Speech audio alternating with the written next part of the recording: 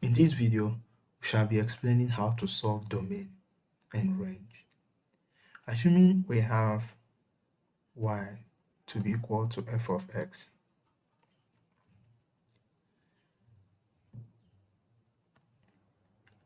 all the possible values x can hold is the domain, and all the possible value y can hold is the range. Therefore, domain is a kind of an input value, and range is an output value.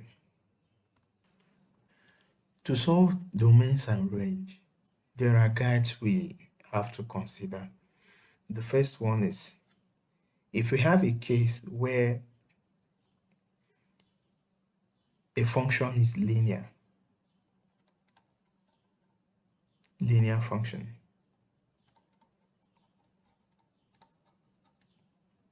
maybe f of x is equal to 2x plus 3.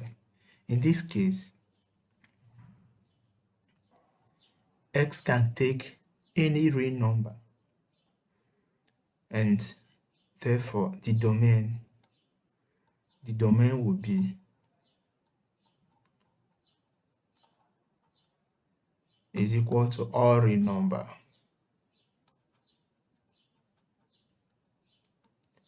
All real numbers. The second case is if we have a quadratic or a polynomial function.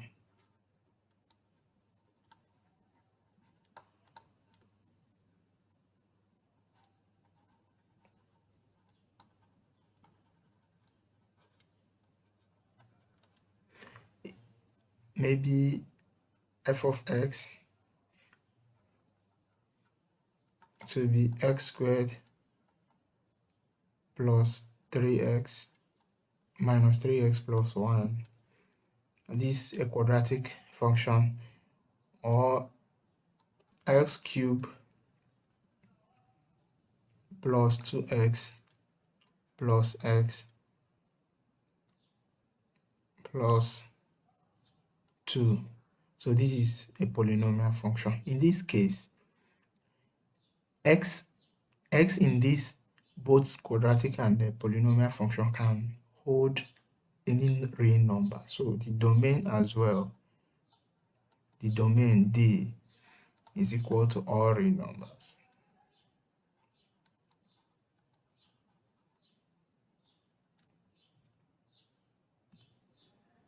The case number 3, what if we have a rational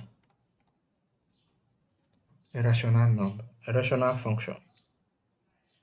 If we have a rational function, say f of x is equal to x plus 2 divided by x minus 1. In this case, if we set x to be 1, then the whole expression will be undefined because the denominator will be 0. So in this case, we will set the denominator x minus 1 is not equal to 0. So if x minus 1 is not equal to 0, therefore x will now be equal to 1. This means that x can take any other value except 1. So to represent this, I have this. This is 1. And since x can take any other value except 1, if we move towards right, then we can get to infinity, and if we move towards the left hand side, we can get to negative infinity. Therefore, the domain now will be from minus infinity to 1. But remember, x cannot be 1 union 1 to infinity. That's from 1 above 1 to infinity. This is the domain. Case number 4. What if we have a square root of a linear function?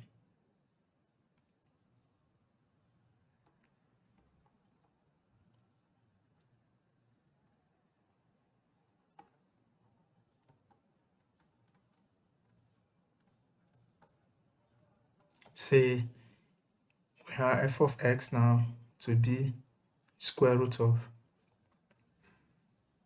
x minus 3.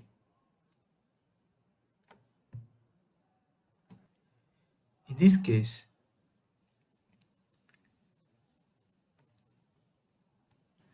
we are not expected to have a square root of a negative number, and the function itself cannot be 0.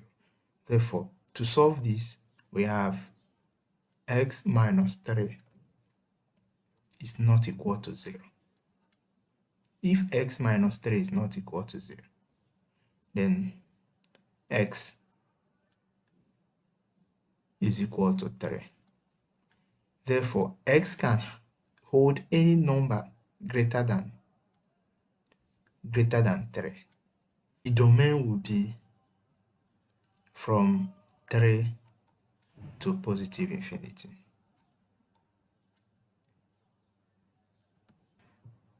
The fifth case. What if we have the square root of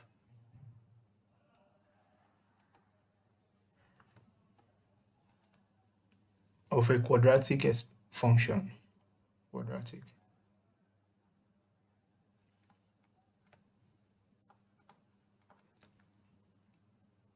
It's as well applicable to polynomial function. If we have a quadratic function, say this f of x to be equal to x squared minus 3x plus 2. In this case, we are expected not to have a 0 function. So to solve this, we set x squared minus 3x plus 2 not equal to 0. Solving this using factorization, the coefficient of x squared here is 1. And 1 multiplied by 2 will give me 2. And the middle value is minus 3. So what are the two numbers in which we will multiply to give us 2, and when we add it to give us negative 3? And this should be minus 1 and minus 2. So we have x squared minus x minus 2x plus 2 is not equal to 0.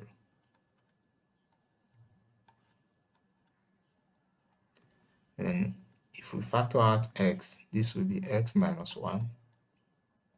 If we factor out minus 2, this will be x minus 1 not equal to 0. Therefore, the factors are x minus 2 and x minus 1 not equal to 0. This implies that x minus 2 is not equal to 0 and x minus 1 is not equal to 0. And this is x is equal to x not equal to 2 and x not equal to 1. So any values that is not equal to 2 and not equal to 1, that's what x holds. And to represent the domain, we have this, we have 1 here, and this is 2. Positive infinity and negative infinity. So the domain will be from minus infinity 1, and from union 1, 2, union from 2 to infinity. Case number 6. If we have square root of a rational number,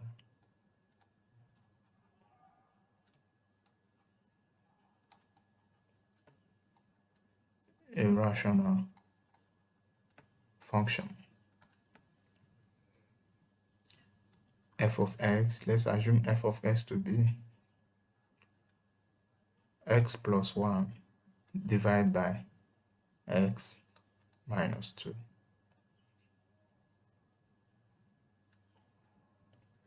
In this case, we have to solve for both the numerator and the denominator. Then we can solve it by setting x plus 1 not to be equal to 0 and x minus 2 not equal to 0. X is not equal to minus 1 here, and x is not equal to 2. This implies that this function can hold any number that is not equal to 1 and not equal to 2. Therefore, the domain, to represent the domain, we have this is -1, and here is 2, infinity, and negative infinity. And this is minus infinity, minus 1, union 1, minus 1, 2, union 2 to positive infinity. Case number 7, cube root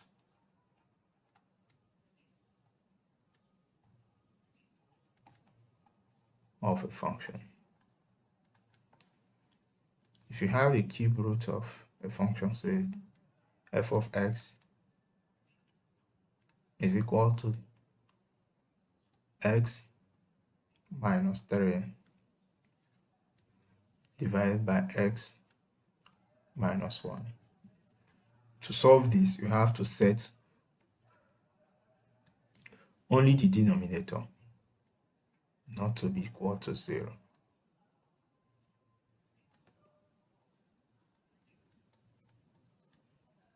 So, therefore, x is not equal to 1.